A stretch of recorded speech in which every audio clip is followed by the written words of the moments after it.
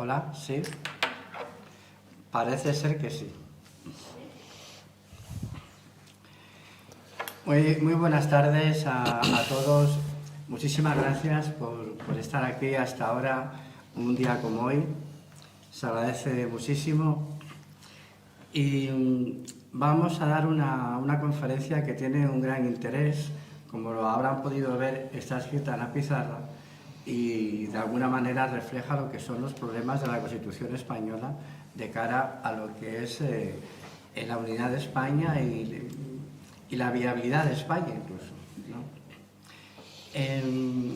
Antes de pasar la palabra a Santiago Armesilla, lo que queremos es agradecer a la Biblioteca Jovellanos, que nos ha permitido dar esta charla, y al mismo tiempo a algunos patrocinadores nuestros, fundamentalmente al Hotel Gran España, que está en Oviedo, y también al restaurante Floridita, que nos viene colaborando pues desde hace bastante tiempo, ¿verdad? Nosotros somos de la asociación Héroes de Cavite.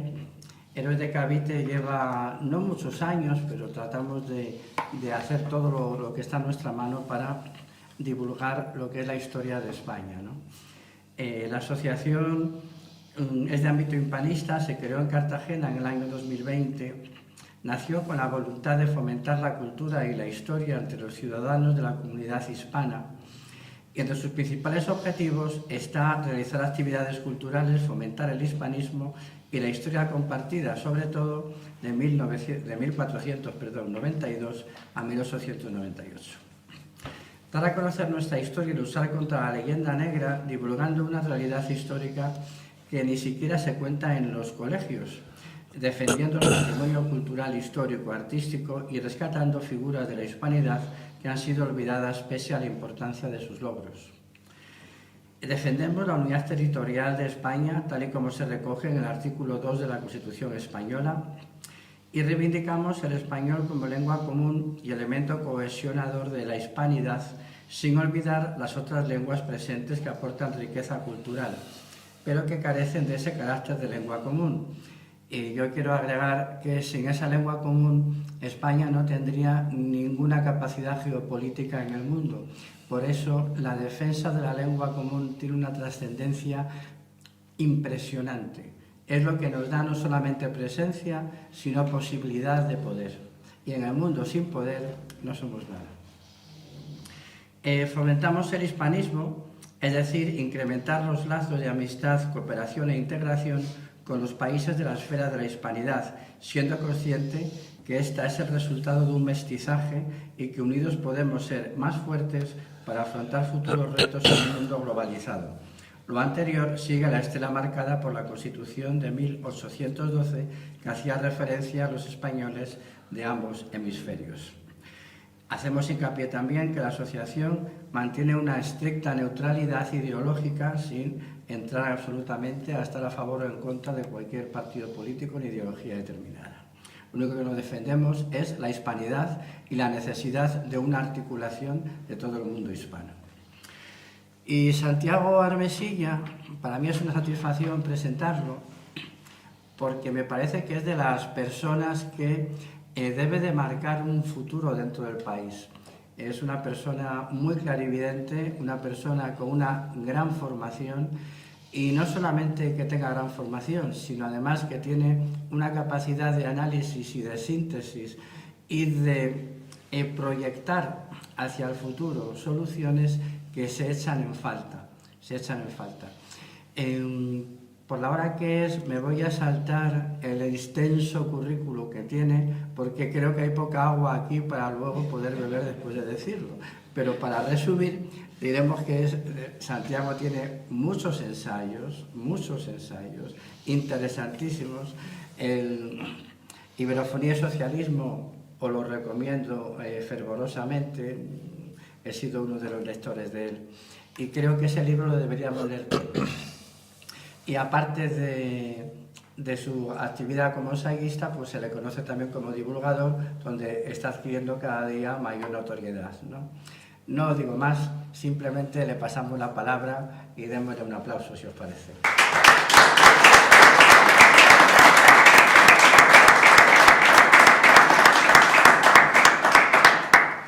Bueno, pues buenas tardes a todos.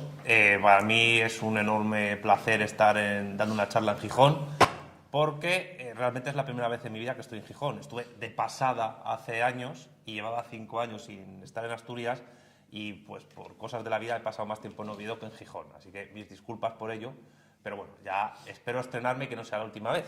Así que a ver qué tal. Cuando la Asociación Héroes de Cavite me invitó a Asturias para dar una charla, pues teniendo en cuenta que es una asociación dedicada sobre todo a la divulgación histórica, yo pensé, bueno, vamos a hablar de algo de actualidad, pero que tenga un poco de historia. Porque vamos a hablar de un documento, el documento magno, nunca mejor dicho, que organiza el Estado español, que es la Constitución de 1978. Con lo cual es historia muy reciente de España, de la nación española, pero que nos influye completamente hasta ahora.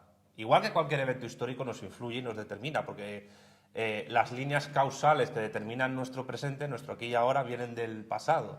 Y todo lo que viene del pasado pues no se puede evitar. Todas las naciones tienen una historia, un bagaje, una mochila, se dirá, de la cual es prácticamente imposible evadirse, tanto para bien como para mal. Le pasa a Francia, le pasa a Alemania, le pasa a Estados Unidos, le pasa a Japón, a Rusia y le pasa a España. La cuestión es que, bueno, dentro de unos días se va a celebrar el 6 de diciembre la onomástica, porque además hay puente, de la aprobación, de la ratificación mediante referéndum democrático por el pueblo español de la Constitución que nos hemos dado, que es una expresión muy manida de que nos hemos dado, como si, no sé, como si fuese una palmadita en la espalda, que nos damos así pues para animarnos un poco. Pero realmente una de las tesis fuertes de la ponencia mía de hoy, que tiene que ver con el título, las contradicciones de la Constitución española y cómo afectan a la unidad de España, tiene que ver precisamente con la propia redacción de la Constitución. Estamos en un momento histórico de tremenda importancia e incertidumbre en España que nos puede abocar a la práctica disolución vía confederal de la nación en el mare magnum de la Unión Europea, controlada desde Berlín. Y lo que yo voy a sostener es que una de las principales causas de que eso ocurra es la propia Constitución española. ¿Qué significa eso? Que los 7 redactores de la Constitución española, 3 de la UCD, Gabriel Cisneros, Miguel Herrero de Miñón y José Pedro Pérez Llorca, uno del PSOE, Gregorio Pérez Barba, uno del Partido Comunista de España, Jordi Soletura, uno de Convergencia y Unión, Miguel Roca Junyent, que es abogado ahora, y uno de Alianza Popular, Manuel Fraga Iribarne, pues redactaron una Constitución que a la larga lo que ha llevado precisamente es a la disolución, centrifugación de España a nivel federal / confederal y a su dilución en el mare magnum geopolítico de la Unión Europea. ¿Y por qué ocurre eso? Porque evidentemente no vamos a tratar exhaustivamente la Constitución en la tarde de hoy. Ya haré en mi canal un vídeo de YouTube. De la misma manera en que hice una reseña crítica del libro de Agustín Laje de Generación Idiota, pues creo que el segundo libro que voy a reseñar críticamente va a ser la propia Constitución española, pero esta ponencia de hoy va a ser una especie de prolegómeno de aquello. Pero sí vamos a centrarnos en algunas partes. ¿Por qué? Por las evidentes contradicciones y por la no tan evidente, pero sí presente dirección ideológica que tiene la Constitución de 1978. Una Constitución que fue aprobada por las Cortes el 31 de octubre del año 78 y, como digo, ratificada en referéndum el 6 de diciembre. La Constitución tiene 10 títulos y varias disposiciones adicionales, transitorias y derogatorias y una final. Ya desde el inicio de la propia redacción constitucional encontramos el cauce ideológico por el cual el Estado va a discurrir. Es decir, que todo Estado, toda sociedad política, sigue en su orden jurídico-administrativo una ideología. Esto no es algo ni bueno ni malo per se, es simplemente una realidad histórica. Si uno se lee la Constitución de los Estados Unidos de América, la cual realmente es en su texto primigenio de finales del siglo XVIII, es más una declaración de intenciones, cuando de verdad lo que organiza a Estados Unidos a nivel jurídico-político son las enmiendas que vienen después, que se van haciendo a lo largo de la historia, pues uno ve perfectamente qué tipo de ideología siguen los padres fundadores de Estados Unidos de Norteamérica. Si uno lee la Constitución francesa o si uno lee la Constitución de la República Popular China, pues pasa 3/4 de lo mismo. Es decir, que todo documento jurídico constitucional parte de una ideología. E insisto, esto no es algo ni bueno ni malo, es simplemente una cuestión de análisis ideológico, político, incluso filosófico, de lo que es un texto constitucional. ¿Por qué? Porque todo texto, todas las constituciones tienen ideas filosóficas que se están desprendiendo constantemente en su organización. Pero es que esas ideas filosóficas al mismo tiempo son ideas políticas, que se organizan a través de una ideología muy determinada, que se presentó bajo la apariencia del consenso, el consenso de los partidos políticos que hicieron la transición e instauraron esta democracia / partitocracia / plutocracia / oligarquía en la que vivimos. Pues lo digo porque, bueno, yo me llevo muy bien con la gente de la Junta Democrática de Rubén Gisbert, pero el análisis de si estamos en una verdadera o falsa democracia es irrelevante. Estamos en un sistema político de tipo democrático mezclado con otras cosas, porque desde Aristóteles y desde Platón se sabe que no existen sistemas políticos puros, todos tienen una mezcla de cosas, es decir, de hecho, para el propio Aristóteles, el sistema político menos malo sería una mezcla entre aristocracia y democracia, sin caer en demagogia. Bueno, estos son traducciones que se han hecho con el tiempo, que primero decía democracia, no, demarquía, no, demagogia, no, república. Bueno, eso da exactamente igual. Es decir, que da igual si tenéis el libro de Porrúa o de Gredos o de Austral en la traducción de Platón y Aristóteles. Lo que importa es señalar que nunca existen sistemas políticos con una ideología pura, netamente pura. Un ejemplo manido tan propio también de la historia de España. Decir que la dictadura de Franco fue fascista no es exacto. Es decir, tenía elementos fascistoides que venían de Falange, pero nunca desarrollados de manera pura. Entre otras cosas porque los que organizaron las leyes fundamentales del régimen, pues entre ellos había mucho teólogo, mucho jurista católico, y eso suponía un freno a un desarrollo típicamente fascista o nacionalsindicalista del Estado español. Y si uno se va a otras constituciones de otras latitudes y de otros momentos históricos, pasa exactamente lo mismo. Pero, sin embargo, hay una clara orientación que es hija de su tiempo, que es la segunda mitad de la década de 1970, que marca perfectamente cuál es la ideología dominante del Estado español, y estoy utilizando Estado español no porque yo sea un perro flauta proetarra que no quiera decir España, sino para determinar que a nivel de administración pública, a nivel de organización del Estado español, hay una ideología clara en la propia Constitución. Y esa ideología clara, una cosa que es tremendamente curiosa, es que aparece explícita en el artículo 1 de la Constitución. Voy a leer los artículos para que la gente no se crea que me estoy inventando las redacciones. La cuestión es, ¿cómo es que nadie se ha dado cuenta? Tampoco es que yo sea un genio y que diga, oh, esto he descubierto la penicilina, no. Nadie se ha dado cuenta de cómo está redactado el artículo 1, que al final es el que marca todo lo demás. Bueno, el artículo 1 y el artículo 2, que ahora viene una pequeña colleja aquí al amigo por el tema del artículo 2. ¿Por qué? Porque la gente lee el artículo 2, pero solo lee una parte. Lee la mitad, la otra mitad la obvia. ¿Por qué? Eso pasa mucho en ciertos ámbitos ideológicos. No lo digo en tu caso, pero cuando tú hablas con gente, pues tipo Partido Popular, en menor medida Vox, pues parece ser que el artículo 2 es la salvación de todo, y no es así. ¿Pero qué dice el artículo 1.1 de la Constitución de 1978? El artículo 1.1 de la Constitución de 1978 ya te dice cuál es la ideología del Estado. E insisto, es la ideología del Estado español hasta la actualidad, con sus variaciones, con sus evoluciones, algo que Paloma Hernández ha tratado hace una semana en la Fundación Gustavo Bueno, porque tiene un libro donde se centra en la evolución de esa ideología política concreta, que luego trataré yo un poco. Pero bueno, el artículo 1.1 de la Constitución dice, cito, España se constituye en un Estado social y democrático de derecho que propugna como valores superiores de su ordenamiento jurídico la libertad, la justicia, la igualdad y el pluralismo político. Ya ha dicho la ideología del Estado. Estado social y, conjunción copulativa y griega, democrático de derecho. ¿No se ha dado nadie cuenta que la ideología del Estado español desde la Constitución es la socialdemocracia? ¿Y qué significa eso? Que la evolución de la organización del Estado en todos los niveles, territorial, administrativa, jurídica, cultural, etcétera, está encaminada desde un prisma pura y llanamente socialdemócrata.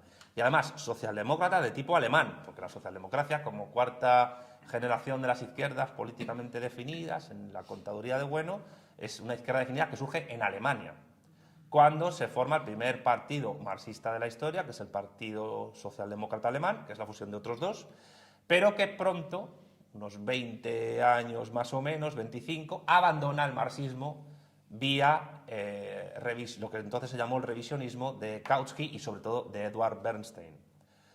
Ese partido socialdemócrata alemán es el primer partido obrero de la historia, el segundo es el PSOE, el Partido Socialista Obrero Español, que nosotros en Vanguardia Española llamamos el partido del sometimiento a la oligarquía extranjera, porque creo que define mejor lo que es. Pero la cuestión, y lo curioso, es como ya en el artículo 1 está enmarcada y delineada la ideología del régimen de 78, que es la socialdemocracia. ¿Y qué implica eso? Que las ideas del ordenamiento jurídico, las ideas de libertad que se tengan, las ideas de justicia o justicia social que se tengan, las ideas de igualdad que se tengan y la idea de pluralismo político que se tenga, va a estar condicionada por esa ideología socialdemócrata y su evolución. Y eso implica que todos los partidos políticos españoles que jueguen en el juego democrático y que quieran o tengan ya representación parlamentaria en las Cortes Generales, Congreso, Senado y parlamentos autonómicos y municipios, no se pueden salir de ese marco ideológico. Es imposible. Entonces, lo que dice Paloma Hernández es cierto. La única izquierda que tiene presencia en el mundo democrático liberal es la socialdemocracia, eso sí, entretejida con liberalismo, yo diría, sobre todo a nivel económico, que esa es la parte que ella no dijo, pero al mismo tiempo, porque en lo que es la evolución del modo de producción capitalista, lo más a la izquierda que se puede estar es la socialdemocracia desmarxistizada, de tipo liberal, o el socialliberalismo, si se quiere, es decir, John Stuart Mill, la tercera vía de Tony Blair. La Constitución es anterior a Tony Blair, a su tercera vía, pero las líneas por las que se discurría después de la crisis del petróleo de 73 en la izquierda socialdemócrata ya están apuntadas en esa dirección, en una liberalización progresiva del estado del bienestar y en el camino hacia una centrifugación de las naciones canónicas de Europa hacia la Unión Europea, lo que entonces era Comunidad Económica Europea. Por tanto, no estoy diciendo, evidentemente, que un partido político que se declare antisocialdemócrata en España no pueda ser legal. Claro que pueden ser legales, pero obligadamente, necesariamente, jurídico-administrativamente e incluso económicamente, todos los partidos políticos que se mueven en el espectro ideológico español y que tienen presencia parlamentaria necesariamente se mueven en este orden socialdemócrata, que es el orden ideológico con el cual se configuró Europa Occidental durante la Primera Guerra Fría para construir el estado de bienestar y evitar la influencia del comunismo soviético precisamente en Europa Occidental. Porque la Comunidad Económica Europea se genera y se construye para evitar el avance de los bolcheviques hacia Lisboa. Y por eso tanto la Revolución dos Cravos, que se va a cumplir el año que viene, 50 años, por cierto, una onomástica interesante a tratar, tanto la Revolución de los Claveles como la muerte de Franco, conllevaron que necesariamente, para evitar evoluciones políticas peligrosas, que Portugal se convirtiese en una Cuba en plena Europa y que España fuese algo peor, entre comillas, pues había que implantar ideológicamente la socialdemocracia como ideología de los dos regímenes, del portugués y del español. Y para eso invito a leer la Constitución de la República Portuguesa, que tiene muchos más artículos que la nuestra y es muy interesante para hacer un análisis político. Pero insisto, ya el marco ideológico del régimen del 78 está totalmente claro. Socialdemocracia. Eso explicaría por qué el Partido Popular va asumiendo en gran medida ideas socialdemócratas, e incluso Vox. Es inevitable. Es inevitable porque el marco político de la Constitución, a nivel de superestructura, en términos marxistas clásicos, es ese, socialdemócrata. Y a partir de este artículo 1.1 se estructura todo lo demás. Y todo lo demás en base a inercias ideológicas que la propia izquierda socialdemócrata, en su proceso también de descomposición interna, porque el estado del bienestar también se ha ido descomponiendo, ha ido asumiendo y ha ido desarrollando. Y eso teniendo en cuenta que Jordi Solé Tura, el ponente del Partido Comunista de España en la Constitución, ya estaba en un partido, el PC, cuya orientación ideológica era de facto eurocomunista, es decir, socialdemócrata en puridad. Para esa época, tanto en Italia como en Francia como en España, no en Portugal, los representantes de los partidos comunistas francés, italiano y español, Carrillo, Berlinguer, etc., entendían que para llegar a desarrollar la dictadura del proletariado se podría hacer mediante la victoria electoral constante y las reformas políticas. Pero claro, eso ya no es comunismo, en el sentido bolchevique de la palabra, ya no es quinta generación de izquierda. Es decir, estos partidos se transformaron en socialdemócratas de hoz y martillo, para que nos entendamos. Pero estaban más cerca de Kautsky que de Lenin o de Stalin ya. Por eso, por no mencionar pues, el resto de partidos políticos que estaban ahí, ¿no? Tendencias también socialdemocratizantes en la Unión de Centro Democrático de Adolfo Suárez, incluso en Alianza Popular, y bueno, el PNV no participó en la Constitución, no quiso hacerlo, pero de facto los partidos secesionistas, mal llamados nacionalistas, pues también asumen este marco ideológico socialdemócrata.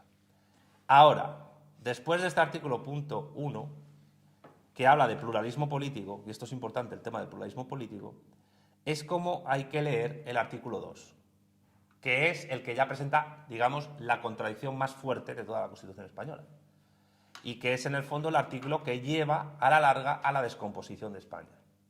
Y que es un artículo que desde el ámbito socialdemócrata conservador, es decir, PP, parte de Vox, etcétera, se lee solo la parte que gusta y que no supone un problema.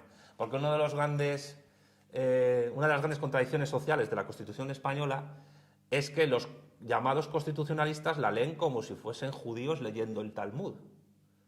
Es decir, como si encontraran ahí la verdad revelada que resuelve todos los problemas, aunque haya una evidente contradicción en la redacción de un artículo.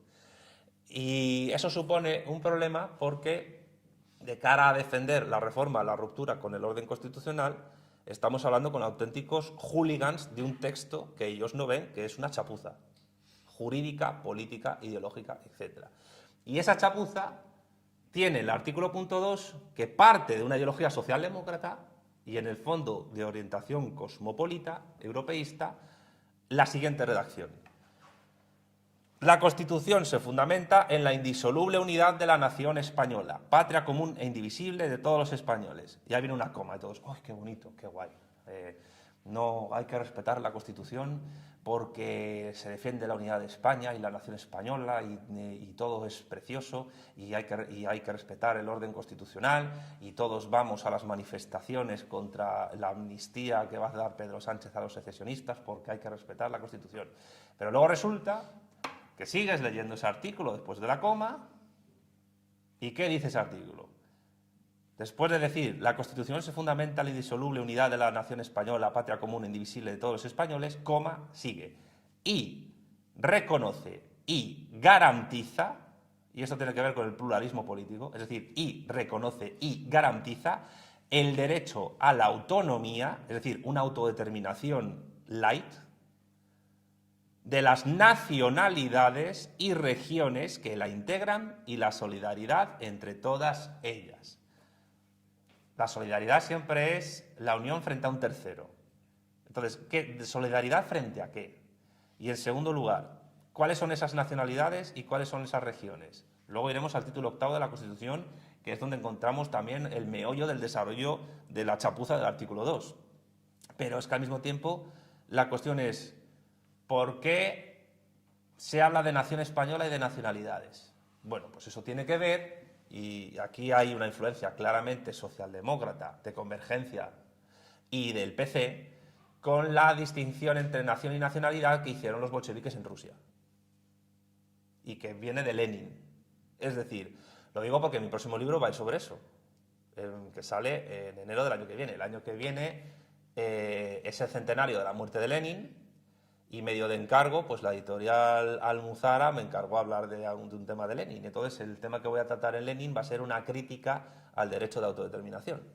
Pero no solo al que defendió Lenin, sino a la propia idea de autodeterminación en sentido filosófico.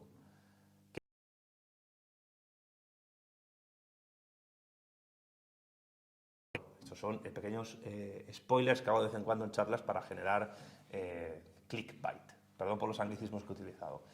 Pero la cuestión es, esa distinción entre nación y nacionalidad es ridícula, es absurda, porque toda nación, política en este caso, tiene su nacionalidad, la cual se plasma jurídica y administrativamente hablando en cédulas de identidad que se llaman DNIs, y luego también a nivel internacional en pasaportes. Entonces, ¿cómo es posible que una nación tenga varias nacionalidades? ¿Se hablaría de nación política de nacionalidades o naciones étnicas, tipo Estado plurinacional de Bolivia, que parece ser que es un modelo que gustaría al PSOE?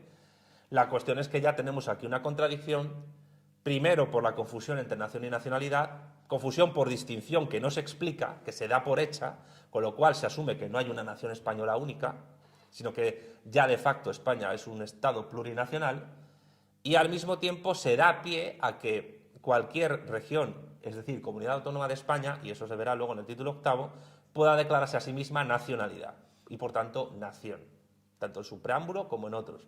Que nos hemos quejado mucho del Estatuto de Cataluña, que tanto defiende la socialdemocracia, que es la ideología del régimen, por eso el PSOE es la columna vertebral del régimen del 78, pero no hablamos del Estatuto de Andalucía, que hace lo mismo, del de Valencia, o del de Baleares, o cualquier otro. O sea, Asturias perfectamente podría hacer vía constitucional un estatuto refrendado por el pueblo, y así los asturianos tendrían el estatuto que se han otorgado, por lo cual dirían que Asturias es una nación o una nacionalidad. ¿Qué pasa con esto? Pues que la ideología socialdemócrata plurinacionalista de la Constitución es la que nos lleva al momento actual. Y el momento actual es, entre otras cosas, causa de la Constitución española. ¿Cuál es el problema? Que desde hace casi 46 años los españoles no se han enterado. La inmensa mayoría de españoles no se han enterado y piensan que la Constitución y su aplicación, que es una cosa que en el fondo depende de la policía y del ejército y tal, pues solucionará todos los problemas habidos y por haber. Porque la contradicción está entre hablar de la indisoluble unidad de la nación española, patria común e indivisible de todos los españoles, y reconocer y garantizar el derecho a la autonomía de las nacionalidades y regiones que la integran y la solidaridad entre todas ellas. El artículo 2 es una de las causas de la situación de disolución y posible balcanización que España va a vivir. Y otro de los problemas es que, aparte de que la reforma constitucional, como aparece al final, es tremendamente difícil de hacer, como luego se puede ver en el título octavo, pues vamos a decirlo así, la recuperación de competencias pues no es fácil. Voy a ir al título octavo, pero antes pues voy a mencionar otra cuestión, que tiene que ver con el título quinto, que es el de la monarquía. El rey está, el anterior y este están jurídicamente blindados por la Constitución. Es decir, cualquier cosa que hagan no se puede tomar como si fuese un delito. Y lo digo por el tema pues, del Sáhara Occidental. Yo dedico en el próximo libro una parte bastante extensa al tema saharaui. ¿Por qué? Porque los activistas del saharaui, los nacionalistas saharauis, movidos por una creencia, la mayoría de ellos son musulmanes, pero a veces pienso que se toman más en serio el derecho internacional que el Corán, Con lo cual me parece un problema, porque es más racional el Corán que el derecho internacional y la Sharia. Pero claro, como ellos se piensan que las resoluciones de la ONU se van a cumplir porque está puesto en un papel, pues no se dan cuenta de que, a ver, un referéndum de soberanía de independencia en el Sáhara Occidental depende del censo que se haya, eso está poblado por colonos marroquíes completamente, depende por entero de la organización internacional y nacional que haga ese referéndum. Habría que ver si Indra sería la empresa que lleve el referéndum, que eso también sería problemático. Y luego, pues también depende del momento en que se haga. Pero de facto, el Sáhara Occidental no es una nacionalidad oprimida. Es una provincia española ocupada por una potencia extranjera desde 1975. Y el tema es que no hay ni un solo partido político en España que se atreva a tener esta postura. ¿Por qué? Porque se puede ver como imperialista, básicamente. Pero España tiene una provincia ocupada. Y a nivel diplomático y a nivel de relaciones internacionales, ningún diplomático español defiende esta postura. Defiende el derecho de autodeterminación del pueblo saharaui, que es no decir nada, porque la autodeterminación es eso, una idea metafísica. Entonces, ¿qué tiene que ver esto con el título quinto de la monarquía en la Constitución española? Pues tiene que ver con el hecho de que Juan Carlos de Borbón, a cambio de que Estados Unidos le garantizara, yo he tratado en un vídeo en mi canal esto, de que le garantizara poder asegurarse el trono en España, vendió una provincia española a una potencia extranjera enemiga de España, pero protegida por Estados Unidos. Y dado la información a la CIA. Es decir, que bajo el orden constitucional español es imposible juzgar a un rey emérito que vendió soberanía nacional a cambio del trono. Y ahí ya tenemos otra contradicción, que la gente no se da cuenta. Yo aparte, yo soy republicano, pero soy muy crítico con los modelos republicanos que ha habido en España, que han sido todos un desastre, los dos. Pero seamos serios. El jefe del Estado, luego hablaremos del actual, pero vamos a hablar del anterior, del emérito. El jefe del Estado está blindado por la Constitución cuando ese jefe del Estado vendió la soberanía nacional y renunció a la defensa de la integridad territorial de España para evitar una guerra civil, que España se hiciese comunista y cosas así. Pero lo que ocurrió de facto es que vendió territorio español. Igual que España entró en la OTAN por evitar que Estados Unidos apoyara al secesionismo canario de Cubillo, que estaba exiliado en Argelia, porque le dijeron al gobierno de Adolfo Suárez que o España entraba en la OTAN o reconocía la independencia de Canarias. O sea, fijémonos hasta qué punto está interconectado la construcción del orden constitucional español con el orden geopolítico internacional de aquel momento. No podemos juzgar al rey Juan Carlos de Borbón por alta traición. No se puede. Porque la Constitución lo blinda. Y además es una alta traición la que se vende la integridad territorial de la nación española. Porque los saharauis tenían DNI español. Eran españoles de pleno derecho. Y además la mejor época de la historia del Sáhara fue cuando eran españoles. Ahora son territorio ocupado, como otros territorios ocupados que hay por el mundo. Y no se le puede juzgar. De la misma manera en que tampoco se podía juzgar a Felipe VI si firma la amnistía que permitiría a Puigdemont y a los demás volver a hacer lo que hicieron en 2017 peor. Es decir, que de facto el título quinto sobre la monarquía impide el ejercicio de la soberanía nacional de España que tanto se menta en el artículo 2. Porque el rey está blindado y el rey, partiendo de la Constitución, puede reconocer las nacionalidades y regiones que a sí mismas se den ese estatus mediante los estatutos de autonomía. Segunda contradicción fuerte.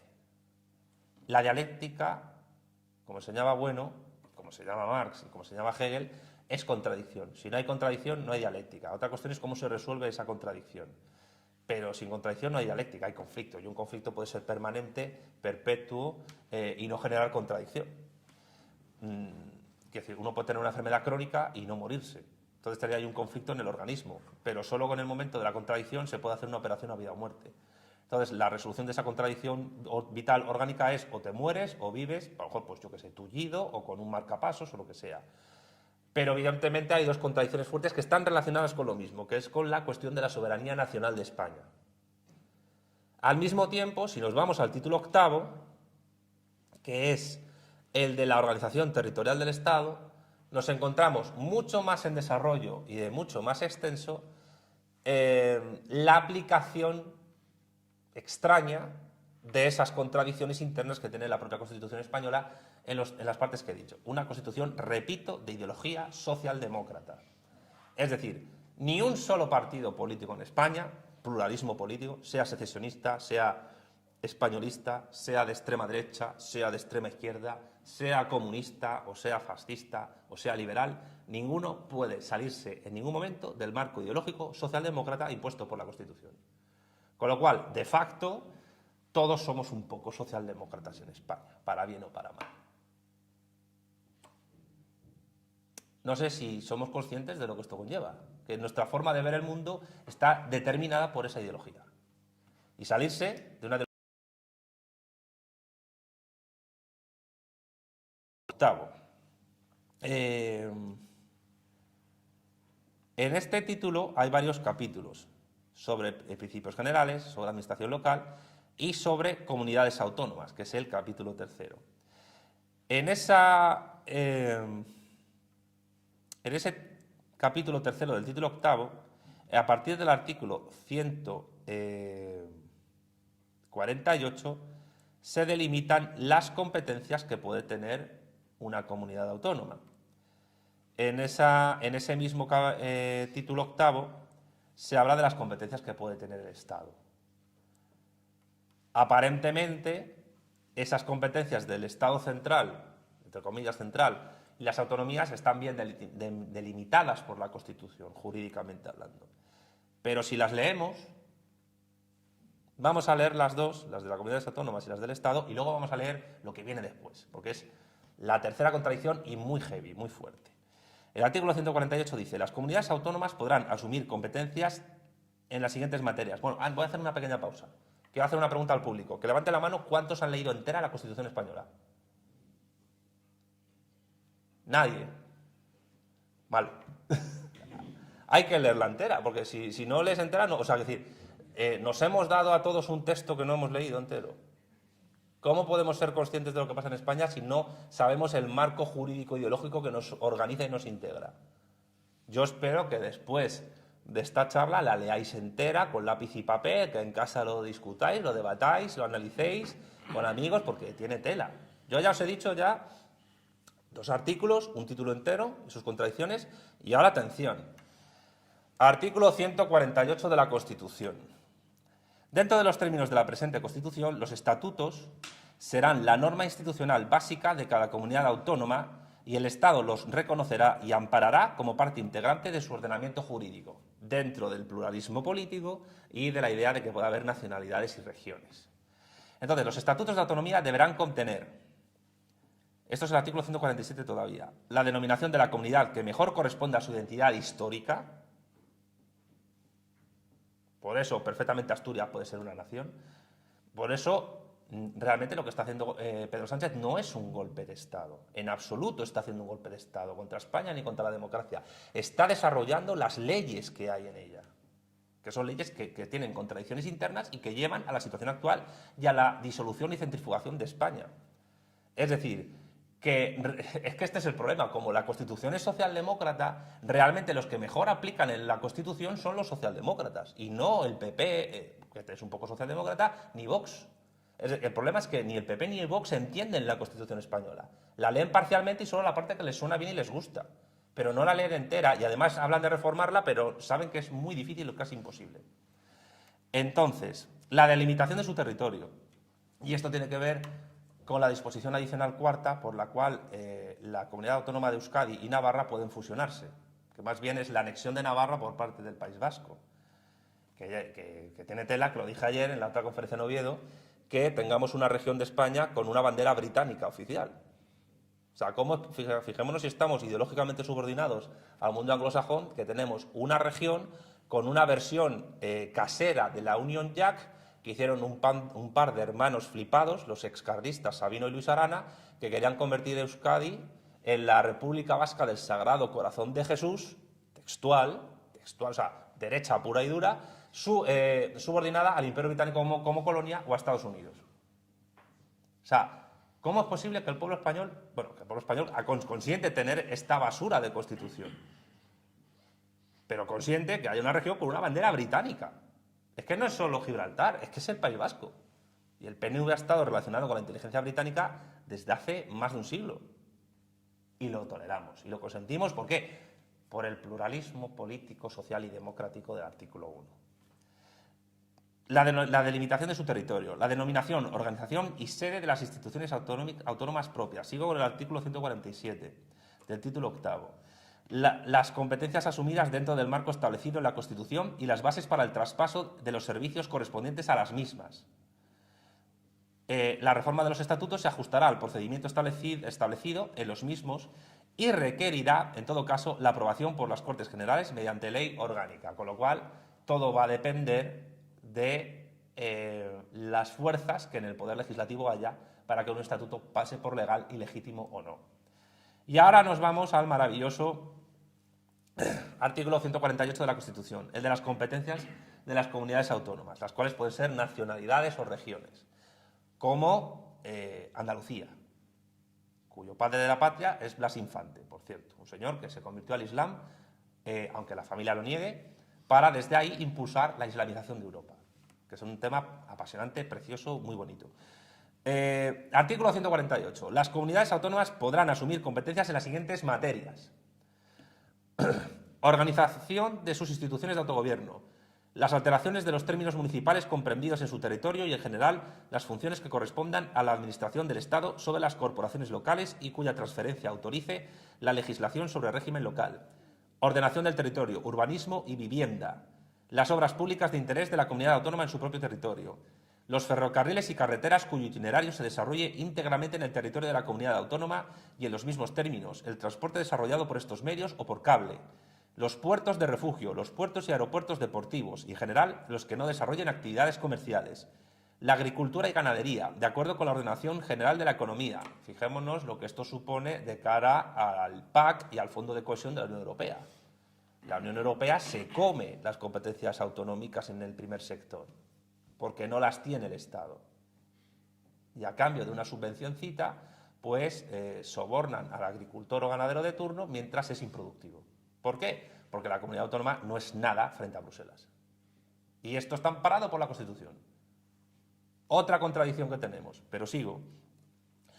Las comunidades autónomas también organizan, desde la Constitución, los montes y aprovechamientos forestales, la gestión en materia de protección del medio ambiente, los proyectos, construcción y explotación de los aprovechamientos hidráulicos, canales y regadíos de interés de la comunidad autónoma, las aguas minerales y termales. Esto también un poco explica por qué tantos embalses y presas se están destruyendo, porque la comunidad autónoma no puede hacer nada frente al orden geopolítico que lo impone.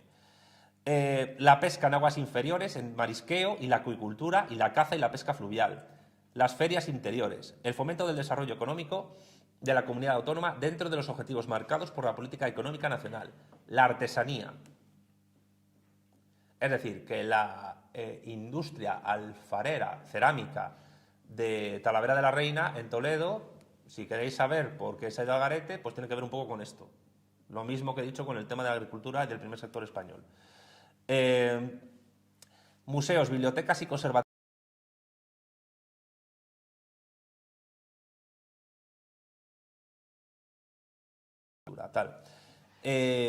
Patrimonio monumental de interés de la comunidad autónoma, el fomento de la cultura, de la investigación y, en su caso, de la enseñanza de la lengua de la comunidad autónoma, es decir, los chiringuitos, lo que yo he llamado la dictadura del subvencionariado, que es una cosa que el régimen socialdemócrata se ha inventado de una manera exitosa.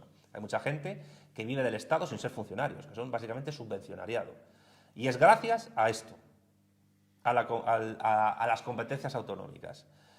Promoción y ordenación del turismo en su ámbito territorial, promoción del deporte y de la adecuada utilización del ocio, la asistencia social, la sanidad y la higiene. Es decir, que la sanidad, la competencia es autonómica porque lo dice la Constitución socialdemócrata plurinacional. Entonces, cuando un partido te dice vamos a centralizar competencias en sanidad y educación, pues dime cómo lo vas a hacer. Dime cómo cuando necesitas hacer los pasos que tienes que hacer para una reforma constitucional que es complicadísima. Pero sigamos. La vigilancia y protección de sus edificios e instalaciones, la coordinación y demás facultades en relación con las policías locales en los términos que establezca una ley orgánica. Transcurridos 5 años, sigue el artículo, y mediante la reforma de sus estatutos, las comunidades autónomas podrán ampliar sucesivamente sus competencias dentro del marco establecido en el artículo 149. ¿Qué dice el artículo 149? El artículo 149 de la Constitución española explica las competencias del Estado central.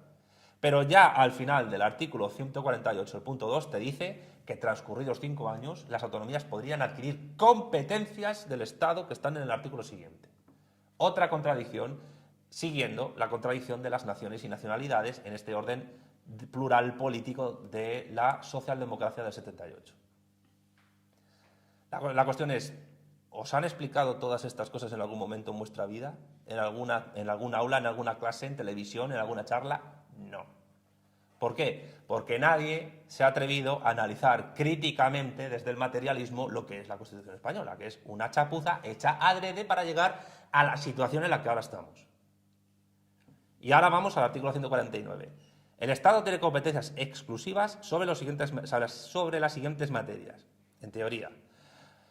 La regulación de las condiciones básicas que garanticen la igualdad de todos los españoles en el ejercicio de los derechos y en el cumplimiento de los deberes constitucionales. Ya, pero si tú no tienes el C1 de catalán, vas a tener muchas dificultades en sacarte una plaza de funcionario en Cataluña. Con lo cual no hay igualdad ante la ley. Y esa desigualdad ante la ley está garantizada por el orden plurinacional socialdemócrata de la Constitución. Más, la nacionalidad. Contradicción del artículo 149, punto 1 segundo, con el artículo 2. Nación, nacionalidades. Vemos que la propia Constitución se contradice constantemente entre sí. Es como leer la Ética de Spinoza, pero en vez de ver la coherencia, ver las incoherencias interconectadas completamente, ¿no? La inmigración. Tenemos problemas migratorios en España, los tenemos en Andalucía, los tenemos a través de los aeropuertos, los tenemos a través de las pateras que llegan a Canarias. Y realmente, bueno, también hay cuestiones internacionales que determinan la política migratoria de España, no se niega, pero tampoco es que el orden constitucional garantice un control efectivo del tema migratorio. La inmigración, la extranjería y el derecho de asilo. Las relaciones internacionales. Bueno, pero no solo Cataluña tiene, entre comillas, embajadas, que no son embajadas, es que todas las comunidades autónomas tienen casales fuera de España, que los representan a nivel institucional. Defensa y Fuerzas Armadas, Administración de Justicia, pero todas las comunidades autónomas tienen su Tribunal Supremo de Justicia. ¿Por qué? Pues porque desde los mecanismos del artículo 149, el artículo 148 garantiza que las comunidades autónomas asuman más competencias. Pero sigamos. La legislación mercantil, penal y penitenciaria. Legislación procesal, sin perjuicio de las necesarias especialidades en este orden, se deriven de las particularidades del derecho sustantivo de las comunidades autónomas. La legislación laboral, sin perjuicio de su ejecución por los órganos de las comunidades autónomas. Es decir, el Estado regula las relaciones laborales, pero que las aplican son las autonomías. Y eso también puede llegar a explicar por qué los sindicatos de clase en España funcionan como funcionan. Porque si la comunidad autónoma es la que administra el derecho laboral y el estatuto de los trabajadores, también tiene capacidad para encauzarlos para que no sean problemáticos, como pasa con comisiones obreras y UGT en Cataluña, por ejemplo, que se supone que tendrían que defender los derechos iguales de todos los trabajadores en España, pero luego no ponen ni un pero a lo que he dicho antes, pues que para poder ser funcionario en Cataluña tengo que tener el C1 de catalán, si no, tengo muy pocas posibilidades de poder serlo. Sigamos. Legislación civil sin perjuicio de la conservación, modificación y desarrollo por las comunidades autónomas de los derechos civiles, forales o especiales, allí donde existan. En todo caso, las reglas relativas a la aplicación y eficacia de las normas jurídicas, relaciones jurídico-civiles relativas a las formas de matrimonio, ordenación de los registros e instrumentos públicos, bases de las obligaciones contractuales, normas para resolver los conflictos de leyes y determinación de las fuentes del derecho, con respeto, en este último caso, a las normas del derecho foral o especial. Fijémonos cómo en el artículo 149 está constantemente poniéndose frenos al desarrollo de competencias estatales por cuestiones autonómicas o forales. Todo el rato, ya van unos cuantos, ¿eh? Sigamos. Legislación sobre propiedad intelectual e industrial, régimen aduanero y arancelario, comercio exterior, sistema monetario, divisas, cambios y convertibilidad, bases de la ordenación del crédito, banca y seguros. Bueno, aquí hago un pequeño paréntesis.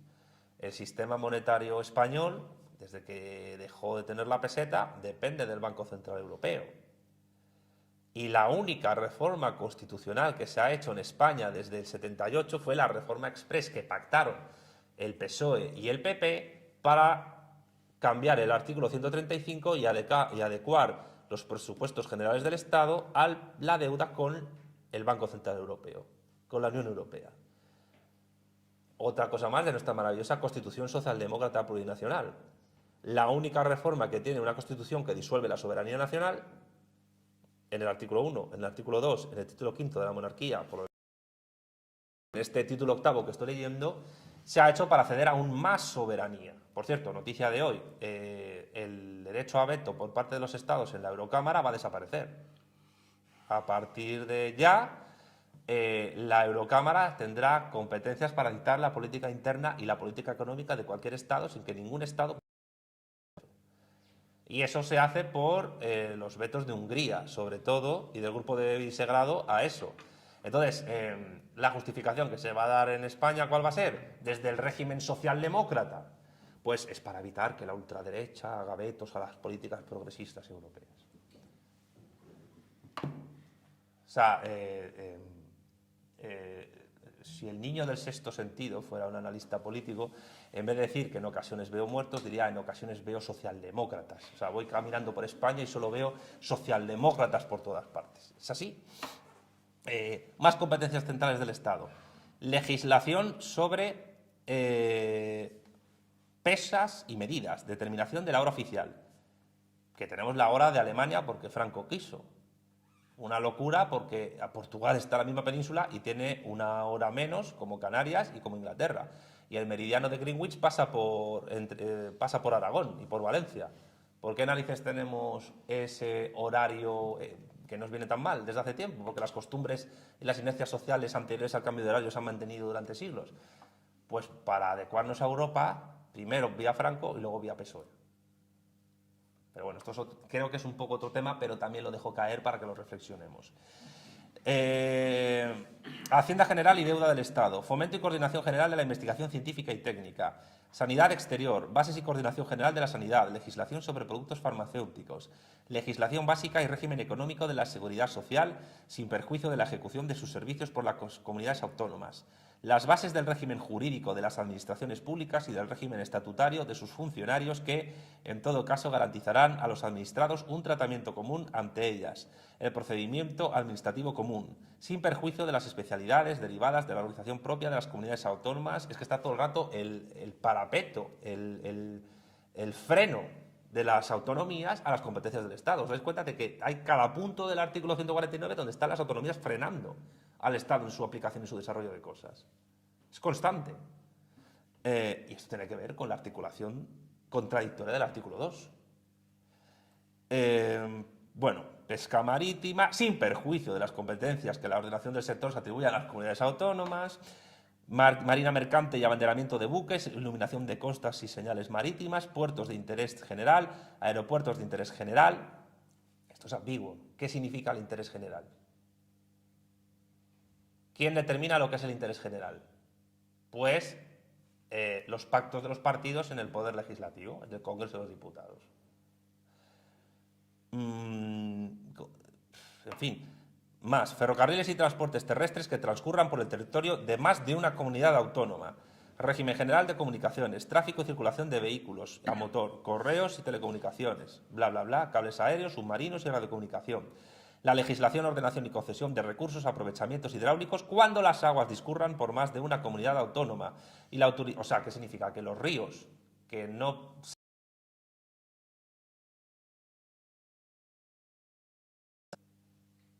O sea, el tema es, de verdad, leerosla entera. Leerosla entera en vuestra casa, porque esto es la Constitución española es el veneno de la serpiente.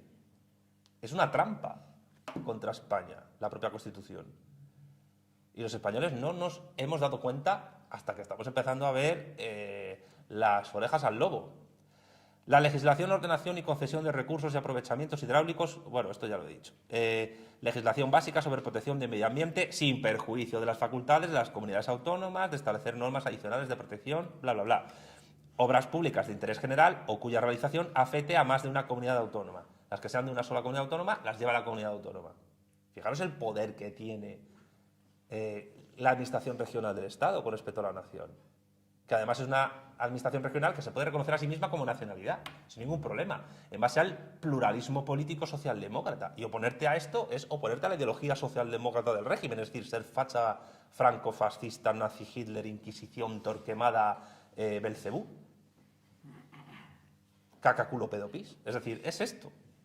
Más, obras públicas de interés general o cuya realización afecte a más de una comunidad autónoma.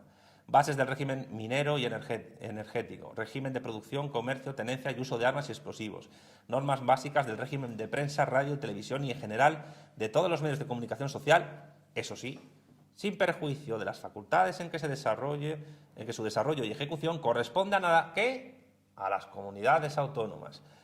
Defensa del patrimonio cultural, artístico y monumental español contra la exportación y la expoliación. Bueno, ya, pero ahí están los indefinidos en el Museo Británico dando golpes a un cuadro de Velázquez y rayándolo. Museos, bibliotecas, archivos de titularidad estatal sin perjuicio de su gestión por parte de las comunidades autónomas. Seguridad pública sin perjuicio de la posibilidad de creación de policías por las comunidades autónomas en la forma que se establezca. O sea, es todo el rato. Yo me imagino las discusiones de los 7 señores estos, los padres de la Constitución, a la hora de redactarla. Es que tenían ahí que estar todo el rato incluyendo cosas contradictorias unas con otras para no acabar a hostias los 7, para dar ese consenso, el consenso, que es la palabra de la transición. Bueno, Stalin tiene una frase maravillosa que dice que el consenso solo es posible en los cementerios. Entonces, claro, como los 7 estaban vivos, pues tuvieron que redactarlo como pudieron. De seguridad pública, sin perjuicio de la posibilidad de creación de... Vale. Regulación de las condiciones de obtención, expedición y homologación de títulos académicos y profesionales y normas básicas para el desarrollo del artículo 27 de la Constitución a fin de garantizar el cumplimiento de las obligaciones de los poderes públicos de esta manera. Bueno, sí, títulos académicos y tal, pero luego, aunque existe la NECA, que alguno la conocerá a nivel universitario español, hay autonomías que tienen su propia agencia de acreditación. Pero bueno... Estadísticas para fines estatales, o sea, el CIS. Autorización para la convocatoria de consultas populares por vía referéndum, pero no se especifica que ese referéndum pueda ser en una sola autonomía primero. El problema es que la propia Constitución española, que ahora se está aumentando ese artículo, puede convocar un referéndum sobre la organización territorial del Estado, pero ¿qué pasa si en ese referéndum hay una mayoría de ciudadanos españoles censados en Cataluña que quieren la independencia aunque el resto voten en contra? Ahí ya tenemos un problema. Y es un problema que desborda la propia Constitución, es un problema ya de política internacional y de intervención internacional para ver qué se hace ahí. Algo muy parecido a la Ley de Claridad de Quebec, que por cierto es otra chapuza, y yo en mi libro próximo la analizo, que Canadá estuvo en el año 95 al puntito de una guerra civil. Pero de eso no habla nadie. Como no pasó, pues no pasa nada, pero los secesionistas quebequeses amenazaron con tomar el control de todas las bases aéreas y de los aviones que estaban en territorio quebequés, del ejército canadiense. Y luego hablamos de las chapuzas que hacemos nosotros a nivel de concesiones a los secesionistas, pero es que en todas partes cuecen habas. A Canadá, que es otro país muy socialdemócrata y muy plurinacional y muy tolerante y muy democrático, se le ocurrió la maravillosa idea, vamos, una idea cojonuda, de poner de embajador en Francia al líder del partido quebequés secesionista. En Francia. O sea, es en plan, es un plan perfecto, sin fisuras, muy bien estudiado. Pero bueno, sin perjuicio, sigue el artículo 149.2. Sin perjuicio de las competencias que podrán asumir las comunidades autónomas, el Estado considerará el servicio de la cultura como deber y atribución esencial y facilitará la comunicación cultural entre las comunidades autónomas de acuerdo con ellas. Atención, y facilitará la comunicación cultural entre las comunidades autónomas de acuerdo con ellas. Perfectamente los pinganillos en el Congreso se pueden justificar desde este punto de la Constitución. ¿Cómo facilito la comunicación cultural entre las autonomías? Pues les doy un pinganillo para que dos señores que hablan español pues tengan a un subvencionado traduciéndoles del catalán al español y del español al catalán, cuando a lo mejor uno tiene padres que vienen de Madrigal de las Altas Torres. Pero eso está garantizado por esta maravillosa Constitución que nos hemos dado, socialdemócrata y plurinacional y súper mega guay. Y punto 3 del 149. Las materias no atribuidas expresamente al Estado por esta Constitución podrán corresponder a las comunidades autónomas, en virtud de sus respectivos estatutos. La competencia sobre las materias que no se hayan asumido por los estados de autonomía corresponderá al Estado, cuyas normas prevalecerán, en caso de conflicto, sobre las de las comunidades autónomas en todo lo que no esté atribuido a la exclusiva competencia de estas. El derecho estatal será, en todo caso, supletorio del derecho de las comunidades autónomas. ¿Qué significa esto? Pues que anchas Castilla. Aquí, en este 149.3, hay un vacío de puntos y de competencias sin redactar que pueden ir dándose según las circunstancias, la evolución de la nación, el desarrollo de las fuerzas productivas, el desarrollo tecnocientífico de las comunicaciones o de lo que sea, donde, como no hay nada escrito, pues ya se verá. Ley orgánica, siempre dependiente de la correlación de fuerzas en el Parlamento y tirando millas. Artículo 150.1. Las Cortes Generales en materias de competencia estatal podrán atribuir a todas o a alguna de las comunidades autónomas la facultad de dictar para sí mismas normas legislativas en el marco de los principios, bases y directrices fijados por una ley estatal, que ya he dicho yo de qué depende, poder legislativo. Sin perjuicio de la competencia de los tribunales, en cada ley marco se establecerá la modalidad de control de las Cortes Generales sobre estas normas legislativas de las comunidades autónomas, etc. Bueno, no voy a ir leyendo más porque yo creo que ya os he provocado suficiente náusea leyendo el título 8º de la Constitución Española, pero quiero que tengáis en cuenta de que, oye, que aquí la gente está con vivas a la Constitución y con la esperanza de que la aplicación de la Constitución nos resuelva todos los problemas, pero que sepáis todos que Pedro Sánchez Pérez Castejón lo único que está haciendo en España es aplicar la Constitución.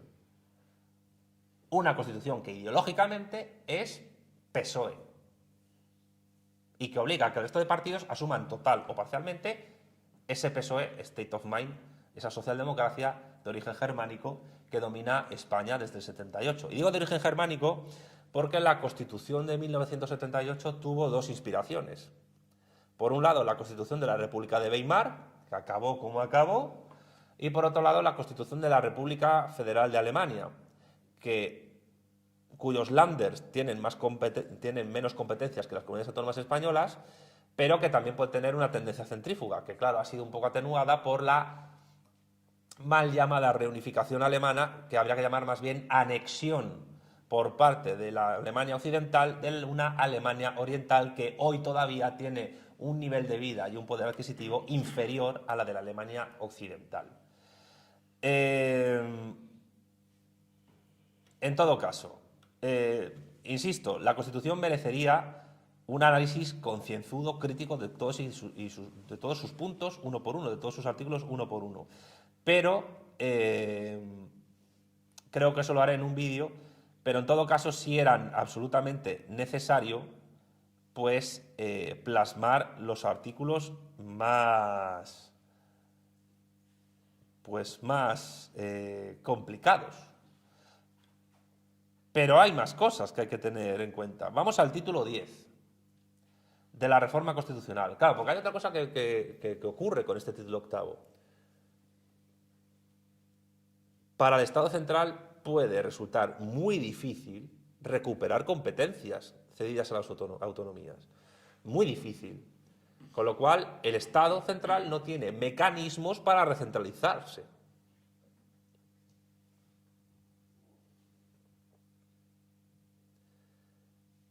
Y tampoco tiene mecanismos adecuados para reformar esa descentralización. Y eso tiene que ver con el título 10 de la reforma constitucional.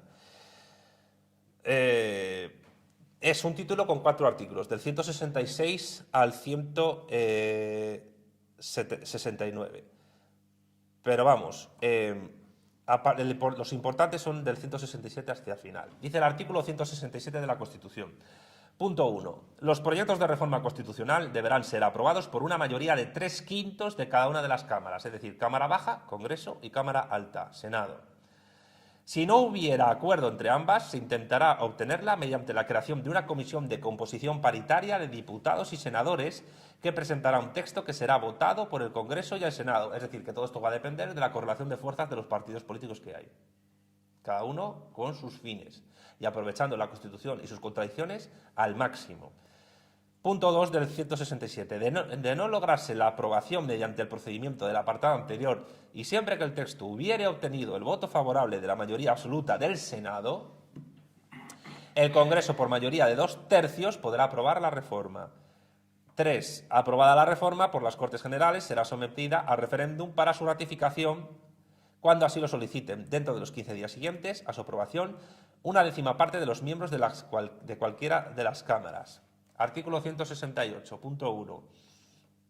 Cuando se propusiera la revisión total de la Constitución o una parcial que afecta al título preliminar, al capítulo 2, sección primera, del título 1 o al título 2, es decir, hay partes de la Constitución que aparecen intocables, ahí vuelvo a recordar el título 5 sobre el de la monarquía, es decir, el Estado español no tiene capacidad para juzgar la cesión de soberanía nacional que hizo Juan Carlos de Borbón cuando le cedió la provincia española del Sáhara a Marruecos a cambio de la corona.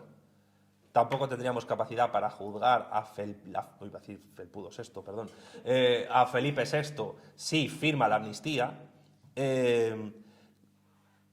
Se procederá a la aprobación del principio por mayoría de 2/3 de cada cámara y a la disolución inmediata de las Cortes. 2. Las cámaras elegidas deberán ratificar la decisión y proceder al estudio del nuevo texto constitucional que deberá ser aprobado por mayoría de 2/3 de ambas cámaras. 3. Aprobada la reforma por las Cortes Generales, será sometida a referéndum para su ratificación.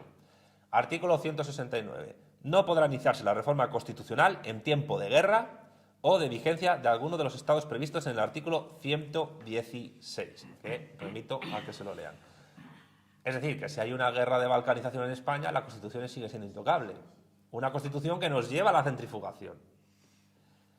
Y no quería acabar sin leer la maravillosa y preciosa disposición transitoria cuarta. Punto 1. En el caso de Navarra y a efectos de su incorporación al Consejo General Vasco o al régimen autonómico vasco que le sustituya, en lugar de lo que establece el artículo 143 de la Constitución, la iniciativa corresponde al órgano foral competente, el cual adoptará su decisión por mayoría de los miembros que lo componen. Es decir, que aquí la anexión de Navarra al País Vasco es muchísimo más sencilla que la reforma constitucional en sí. Es decir, que en la Comunidad Foral de Navarra podría incorporarse por la mayoría de del Parlamento Vasco y, por tanto, pues una comunidad autónoma con la bandera británica, con otros colores para ver en 3 dimensiones con unas gafas de colorines, pues puede anexionarse a Navarra de una manera mucho más sencilla que el procedimiento de reforma constitucional. Para la validez de dicha iniciativa será preciso, además, que la decisión del órgano foral competente sea ratificada por referéndum expresamente convocado al efecto y aprobado por mayoría de los votos válidos emitidos. ¿Referéndum dónde? En las Vascongadas, en las provincias vascongadas y, si acaso, en Navarra. Si la iniciativa no prosperase, solamente se podrá reproducir la misma en distinto periodo del mandato del órgano foral competente y, en todo caso, cuando haya transcurrido el plazo mínimo que establece el artículo 143. Bien, no leo más. Se podrían tratar otros puntos y otros artículos de la Constitución española, otras disposiciones transitorias, adicionales, etc. Pero la cuestión aquí importante es señalar, y yo he querido señalar, que he leído artículos que delimitan y demarcan el que, 1, la ideología del sistema político español, que es socialdemócrata plurinacionalista y fundamentalista democrática. 2, la contradicción del artículo 2 sobre nación y nacionalidad. 3, la imposibilidad de juzgar a los jefes del Estado en tanto que cedan territorio nacional a potencias extranjeras, como hizo Juan Carlos de Borbón con la provincia saharaui, o en el caso de que el rey actual pueda firmar una amnistía, con lo cual eso ya supone poner en peligro la nación. 4, un título 8 sobre las competencias estatales y autonómicas, que es un batiburrillo de cosas donde las autonomías pueden, en el fondo, ampliar prácticamente de manera, no voy a decir infinita, pero sí ilimitada sus competencias, y donde además las competencias estatales están delimitadas por la fuerza de las autonomías. Y 5, una reforma constitucional tremendamente complicada y difícil que impediría una recomposición de competencias centrales por parte del Estado, una reforma o ruptura constitucional y al mismo tiempo que garantiza a través de su disposición transitoria cuarta una anexión de la Comunidad Foral de Navarra a la Comunidad Autónoma Vasca de una manera mucho más sencilla de cómo se haría la propia reforma constitucional. En conclusión, después de esta charla tan amigable que he tenido con todos vosotros, cabe preguntarse, ¿estamos los españoles seguros de que la aplicación de la Constitución nos garantizaría la unidad de España y la defensa de nuestra soberanía? Mi respuesta es que no. Y ahora, después de responder a esta pregunta, cabe una pregunta que de momento la voy a dejar sin responder. ¿Vamos a tener los españoles que luchar por instaurar un nuevo orden constitucional? Porque el que hay no nos garantiza la continuidad de la nación. ¿Vamos a tener capacidad para ello? ¿O hemos llegado demasiado tarde? Porque son casi 50 años de descomposición nacional en base a un texto chapucero, mal redactado adrede por 7 señores que no tenían ni pajolera idea de lo que estaban haciendo, o sí. Yo creo que hay una mezcla de las dos cosas, según que padres de la patria, y que supone pues que hay que tener en cuenta una cosa, que cada vez que veamos a un español invocando la Constitución para frenar la centrifugación y disolución de España, estamos delante de una persona que o actúa con mala fe o es imbécil. Y hay que actuar en consecuencia con esa persona para tratar, si es imbécil, que deje de serlo, si es posible, y si actúa con mala fe, pues aislarle socialmente y unirnos con gente que sí se dé cuenta de la trampa que supone la Constitución española. Por eso yo invito a héroes de Cavite que dejen de invocar el artículo 2 en sus presentaciones públicas, porque es una chapuza de artículo, si es que se ha visto, naciones y nacionalidades. La nación es anterior a la Constitución, la nación es más importante que la Constitución. De lo que se trata es de lograr que España sobreviva a su Constitución, porque la Constitución lo único que nos provoca es una metástasis cancerosa que evoluciona lentamente hacia nuestra muerte. Y no digo más. Gracias por escucharme, estoy atento a vuestras críticas, preguntas, espero que insultos no, etc. Muchas gracias. Gracias.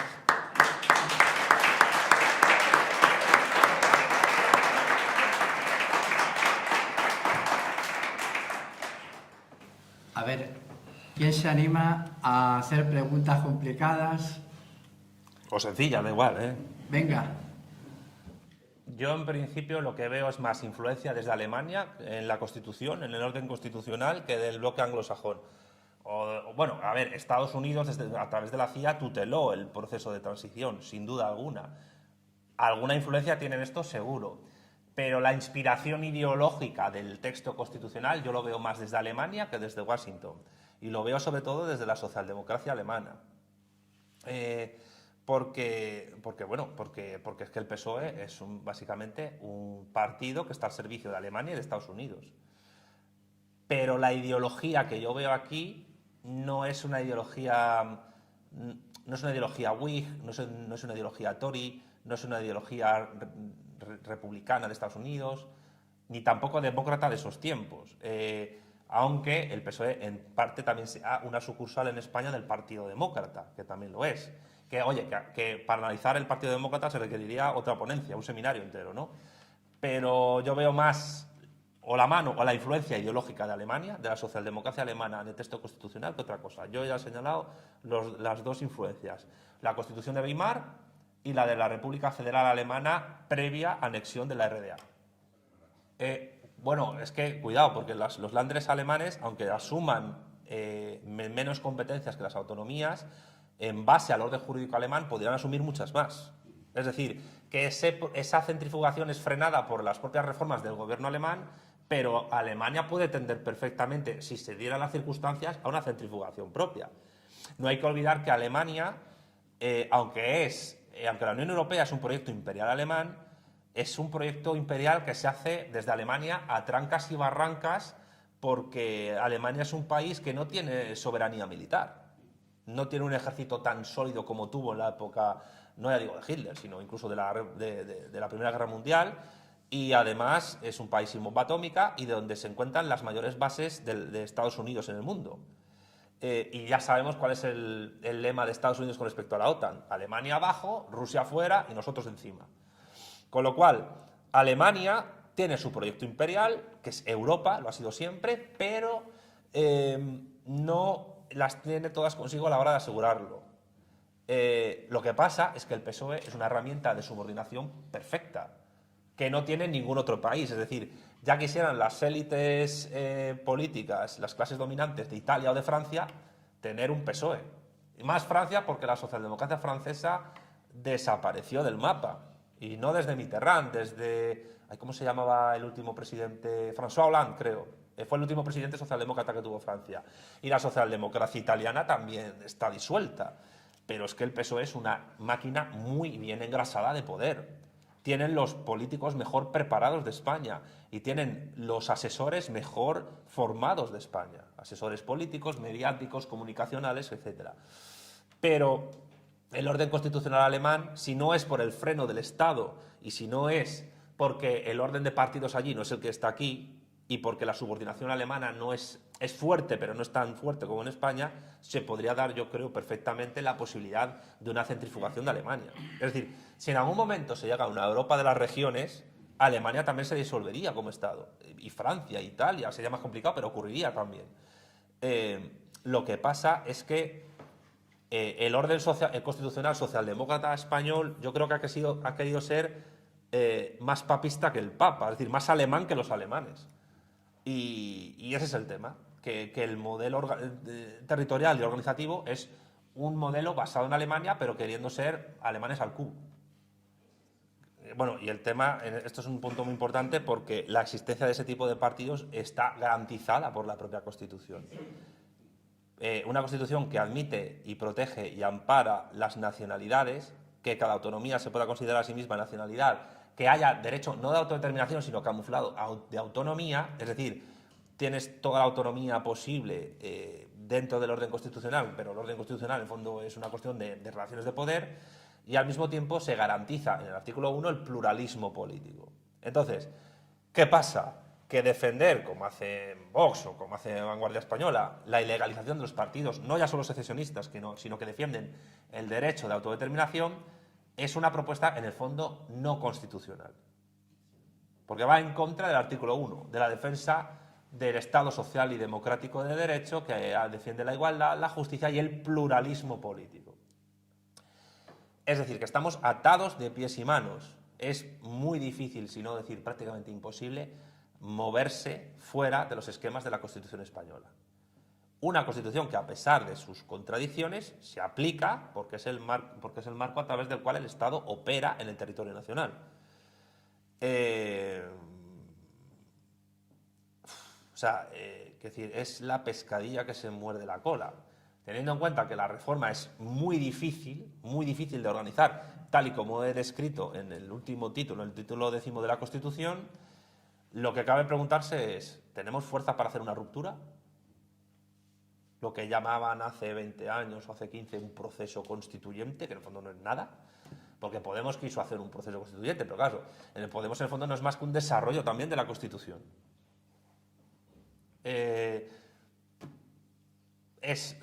Ahora mismo España necesitaría más una revolución de tipo jacobino que de tipo comunista o lo que fuese. Pero claro, los jacobinos tampoco están dispuestos a ilegalizar partidos secesionistas. Les digo por algunos que se llaman jacobinos a sí mismos en la denominación. Que yo siempre digo que, oye, si no vas a cortar cabezas, no te llames jacobino, llámate el girondino y ya está, todo perfecto. Pero tenemos un problema muy gordo. Y el problema gordo es la Constitución española. Porque los españoles, además, no tienen, en su mayoría, no digo todos, no tienen las herramientas críticas suficientes para leer críticamente el orden jurídico máximo en el cual se enmarca todo lo demás. Si es que la prueba, con perdones, cuando yo he preguntado cuánta gente en esta sala se ha leído la Constitución entera, nadie. es que es grave. O sea, no nos hemos leído entera la Constitución española, que es la madre del cordero de buena parte de nuestros problemas internos y en parte externos. Yo de verdad espero que después de este día cojáis la Constitución con paciencia, con lápiz y papel, la empecéis a leer, a subrayar, a anotar cosas y digáis, madre mía, madre mía, madre mía. O sea, que ya os pondréis en plan José Mota pues eso, a maldecir, porque no cabe otra. Pero de verdad, leérosla entera y con ojos críticos. Con ojos críticos, es que merece mucho la pena, es un ejercicio que además a vosotros como ciudadanos con capacidad crítica, porque todo el mundo tiene capacidad crítica, en lo que toda persona puede leer un recibo de la luz y ver que está mal hecho o bien hecho. Si tenemos esa capacidad, ¿cómo no vamos a tenerlo para leer la Constitución? Y además que se lee en 2 días, pero de verdad, con papel y lápiz, y anotando cosas. Bueno, en otros países hay mecanismos, como por ejemplo en Argentina, una doble vuelta, donde se da todo al ganador. Ya, pero eso requiere reforma constitucional y eso requiere aplicar el título 10º para hacer la reforma constitucional, que es súper complicada. Y hay otro tema, es que los principales partidos del sistema político español, que son el PSOE y el PP, no están por la labor de esa reforma electoral. Voy a poner un ejemplo. Hay un partido que se llama PACMA, que es el mayor partido extraparlamentario de España. Tiene 131.000 y pico votos en las últimas generales. No le da para entrar en el Parlamento. No voy a hablar de, pues yo qué sé, de momentos que ha vivido Ciudadanos o UPyD, donde han tenido 1 millón y pico de votos, o la propia Izquierda Unida, donde ha sido inviable tener más escaños de los que tienen. Pero es que el PSOE y el PP no están por la labor. Para que el PACMA pudiera tener un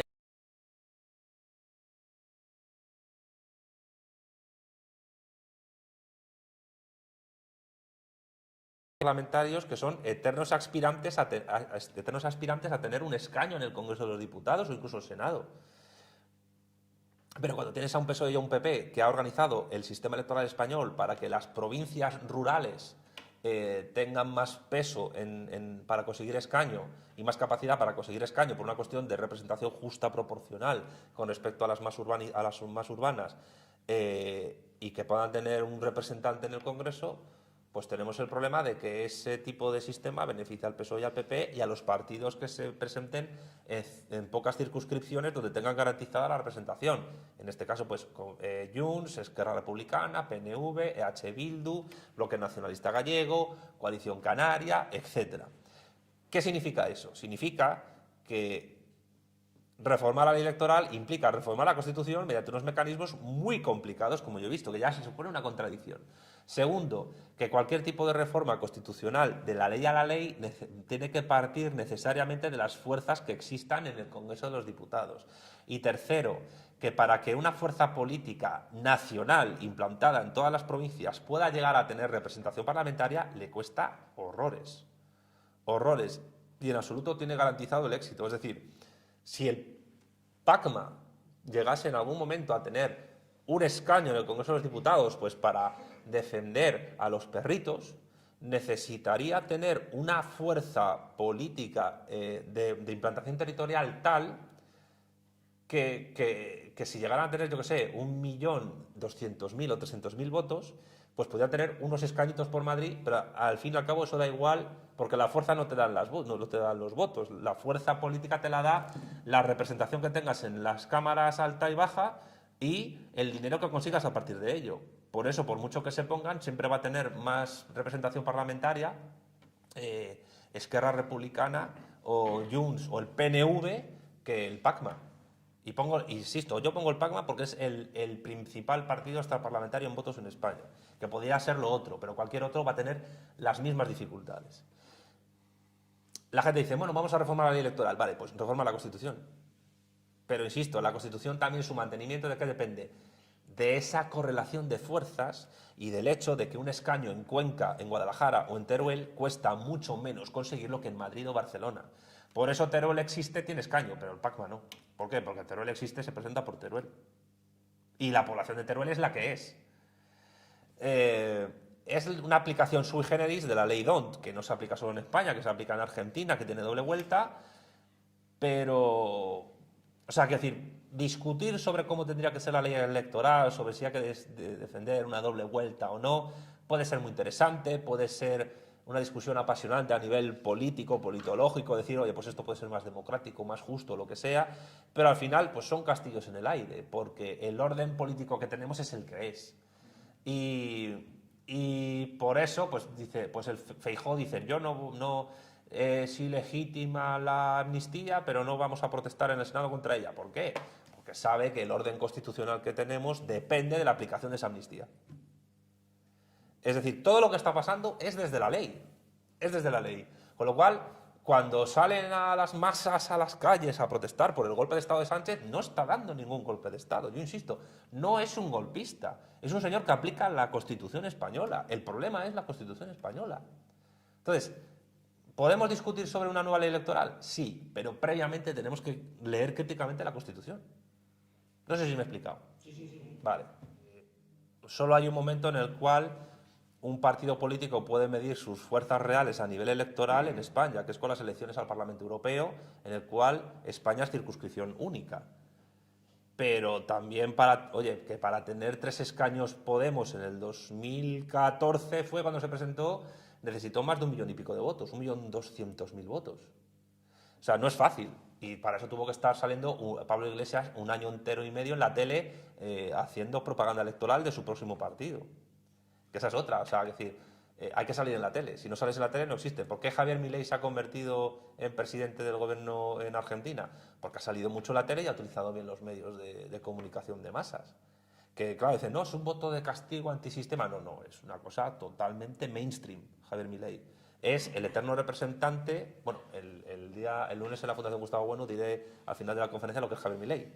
Pero lo que sí es cierto, lo que puedo decir ahora es que es el enésimo ejemplo, el penúltimo ejemplo de esa batalla que desde hace 150 años se da en Argentina entre proteccionistas y librecambistas. Y él es un ejemplo más del librecambismo, que durará lo que dura hasta que salga una fuerza que defienda un proteccionismo otra vez. Y hay doble vuelta. Pero vamos, que tampoco te garantiza nada el tema de las elecciones al Parlamento Europeo, porque no es más que una demostración de fuerza electoral propia en la nación. Pero al final, ahí están los grupos secesionistas también en Bruselas. Que esa es otra. Que Puigdemont no está en Moscú, ni está en Siberia, ni está en Pekín, está en Bruselas. Y parece ser que aquí estamos todos viendo a Putin detrás, y salvo que Putin haya comprado el Parlamento Europeo, pues, en fin, atemos cabos. O sea, quiero decir,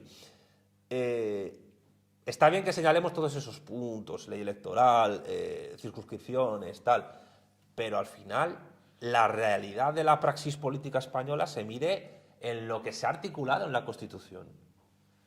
¿Qué es el tema de las elecciones al Parlamento Europeo? Pues un escape a esas normas constitucionales.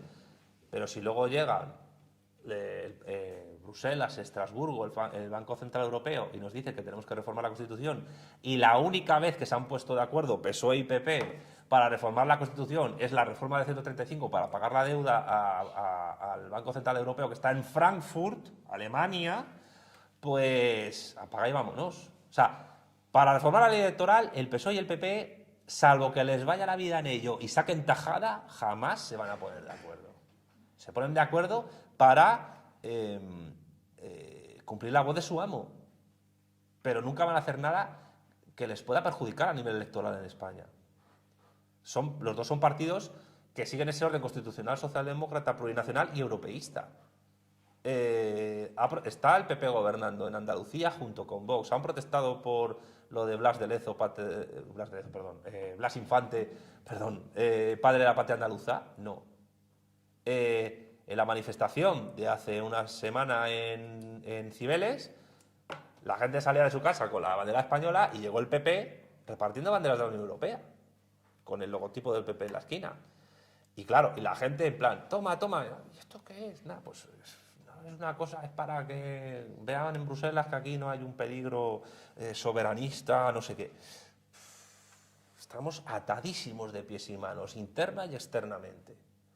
Yo lo máximo que puedo hacer esta tarde es explicar que la Constitución española es un elemento de esa subordinación que tenemos. Entonces, todo lo que tratemos de otras cuestiones son interesantes, pero ahora centrémonos en esto porque ya es una parte del problema.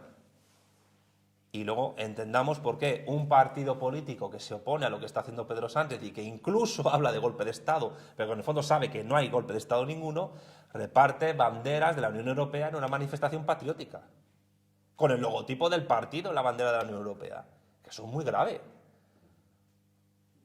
Entonces, claro, luego llegan las elecciones pues, y la gente vota a lo que puede, a lo que puede. Que no quiero desanimar a nadie, pero que... No, pero que se sepa, yo ya he dicho vías que hay que hacer, pero que se sepa dónde estamos, en qué tablero de juego estamos, que se sepa. Eso ya tiene que tomarse como algo positivo. Y por el título octavo. Sí, pero ¿quién es el guapo que lo hace? Es decir, que a lo mejor en Vox o en otros partidos hay juristas estupendos. Pero a ver, yo lo siento, no es por Vox o por lo que sea, yo he estudiado ciencias políticas y de la administración como carrera. Yo he tenido clases de Derecho Constitucional y los profesores de Derecho Constitucional son talibanes de la Constitución española.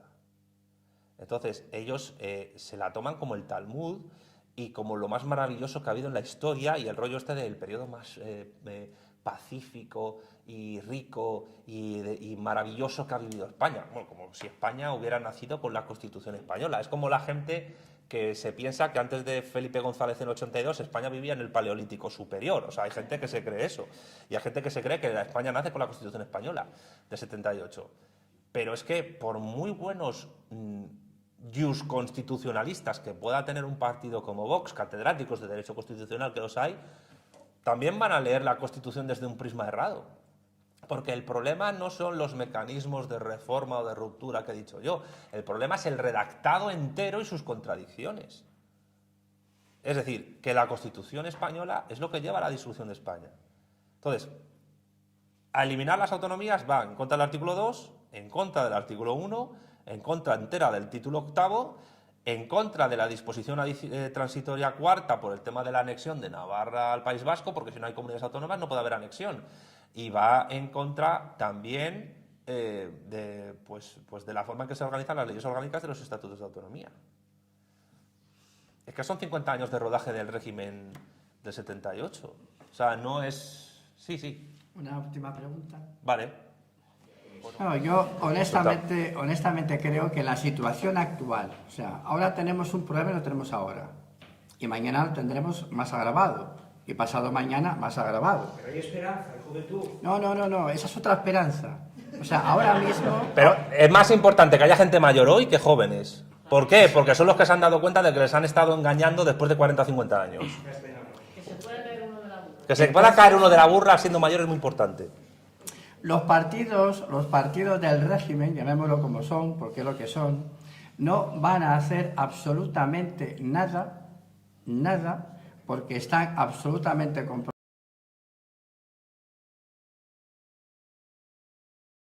No vino alguien de Ganímedes y bajó de allí, no. Lo crearon ellos. Siguiendo instrucción, vale, perfecto, pero al final ellos realmente lo crearon. No van a hacer nada para cambiarlo. Lo único que pueden cambiar, si se meten en la Constitución, es cambiar la organización territorial para llevarnos a un Estado federal o confederal. Ahí sí se pondrían de acuerdo. En lo contrario, no. O para poner a Leonor de reina. Bueno, entonces, ¿qué sucede? Que tenemos que ser prácticamente subversivos. ¿Y qué subversión nos queda? Es complicado. Pero la única subversión que nos queda en este momento es seguir en la calle, pero entendiendo que el problema no es solo la amnistía, no, es lo que viene después. Pues si me apuras, si me permites. No es lo mismo salir a la calle habiendo leído la Constitución que sin leerla. Ah, no, claro. O sea, Sí. ahora si salís a la calle, salir habiéndola leído. Y cuando hayáis terminado diréis, ¡ostras! Bueno, un aplauso. y a ser subversivo, no diciendo para la Constitución, porque es el problema. Chao.